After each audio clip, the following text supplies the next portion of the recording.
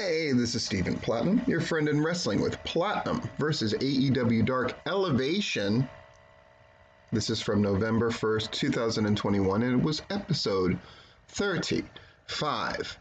How they do it, I'll tell you, this new trend of keeping it to around 6 matches, it's so much more pleasant. However, we have noted that Elevation, with the exception of last week, seems to be on this trend of shows being of very little consequence, whereas it used to be, I would say, the B show, and then Dark was the C show. Now they've sort of met somewhere in the middle. Let's see how this one was. I gotta say, the first match was very good Dark Elevation match, right? Chris Statlander and Ryo Mizunami against Nyla Rose and Emi Sakura. So we have a competitive match right off the jump. And boy, are they going hard, beating each other down. Nyla Rose and Emi Sakura eventually win because Nyla Rose connects with a Swanton Bomb. Not to mention that cool DDT neckbreaker combination that they do with the partner. The heels go over in a very good match. Do both sides look good here? Yes, that's a check mark. And if we're setting up Statlander against Emi Sakura or Nyla Rose, I'm all for that too.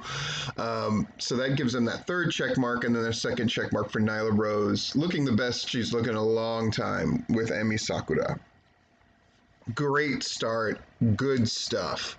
Second match, Frankie Kazarian against Victor Benjamin, who I believe is making his AEW debut. Frankie Kazarian shines in these kind of matches. Gets the crossface chicken wing. Frankie Kazarian, let's be honest, it's not really factored in to Dynamite lately, but perhaps this is going to change that. 3 check marks. Why does he get them? In matches that are foregone conclusions or squash matches, which this one certainly qualifies as that. You get 1 check mark for somebody being put over properly, a second check mark if they look good in the process, and a third check mark if the person does a great job in defeat. And I'd say Victor Benjamin did himself perhaps the greatest favor of any of the enhancement talents on this show. That deadlift German suplex in particular looked stellar. So I'd say Victor Benjamin did himself a lot of favors here. We'll see if they bring him back again. I hope they do. They're in the Boston area. Most certainly. Third match, Riho against Kayla Sparks. Kayla Sparks, who's had a match, I believe, before. In this case, they keep it really short, which honestly I think works much better. Sometimes Riho gets exposed with longer matches, but not here. Bridging Northern Lights suplex picks up the victory for Riho in a 3 check mark match. Fourth match, FTR with Tully Blanchard against Waves and Curse. Yikes. A pretty short, sweet match for FTR. Normally they give more offense, but I think they really need to push the fact that they are the AAA Mexican Tag Champions, and they're going to viably contend against the Lucha Brothers for the AEW World Title. So it's pretty workmanlike win for FTR, who looks good here. The 2 guys they're beating, really hard to say. So I'll give it the first 2 check marks, but not necessarily the third one. So they're not going to clean sweep it, but a good exhibition for FTR. Tay Conti against LMK.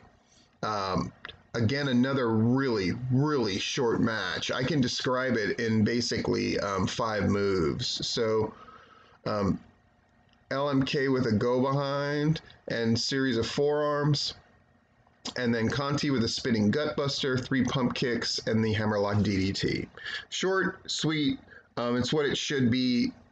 Tay Conti looking really strong here, about to contend to Britt Baker, 3 check marks. And then finally our last match, Orange Cassidy, Chuck Taylor, and Wheeler Yuta against the Acclaimed. Orange Cassidy with his little battle rap, as it were, and those kicks against the Acclaimed. Very silly stuff. And Serpentico, you had to have a feeling that either Wheeler Yuta or Serpentico were going to take the pinfall here, and it ended up being Serpentico.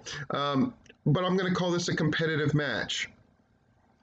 Uh, did both sides look good? Most definitely. Did one team get put over definitively? Absolutely. Um, Cassidy with the orange punch because he's got the big stuff coming up, and a third one for if something's set up for later. Yeah, I would not. It would not shock me to see different combinations of these guys taking on each other again. In any case, that is AEW Dark Elevation. A better show as far as having the show book ended by really quality matches. So I like that a lot. We'll see though if AEW Dark can top it.